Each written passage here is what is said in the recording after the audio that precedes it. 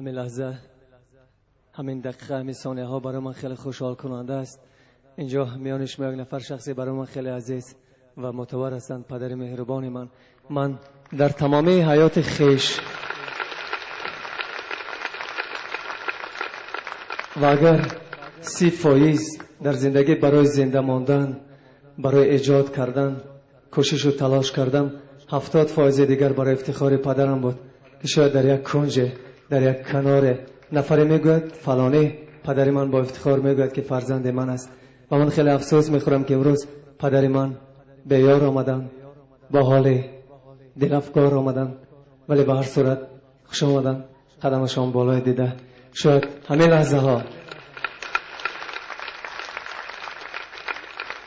از یک روزنه دور روح پاک مادر من است، به شما می نگرد، به من می نگرد و در قطار شما مرا تهنیت می کند. نمیدانم من از تو راضیم ای مادر من، ولی آیا تو از من راضی؟ و این سرود برای شما.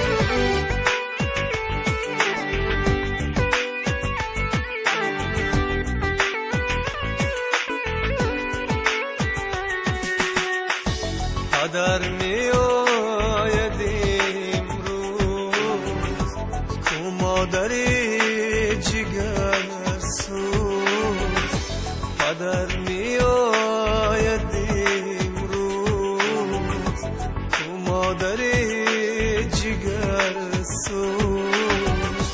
این چی قسمت، این چی تقدیر، زندگانی سرد و دلگیر.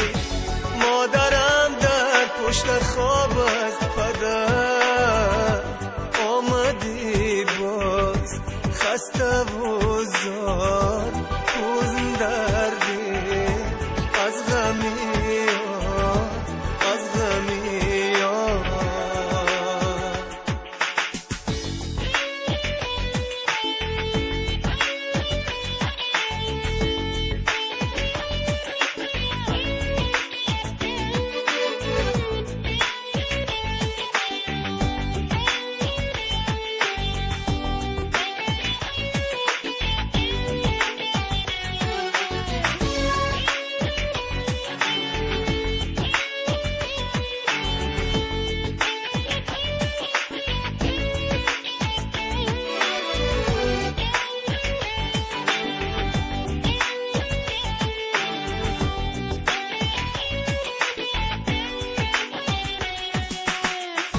بالای دیده جایم من میمیرم برایم، بالاست از دنیا یک کف مرا دعایم. ای پدر جان نوری چشمان، آتشی دل، گرمی جان، هم صدای ناله های زاری دل. زنده باشی در دل من ای چراغ منزل من، منزل من.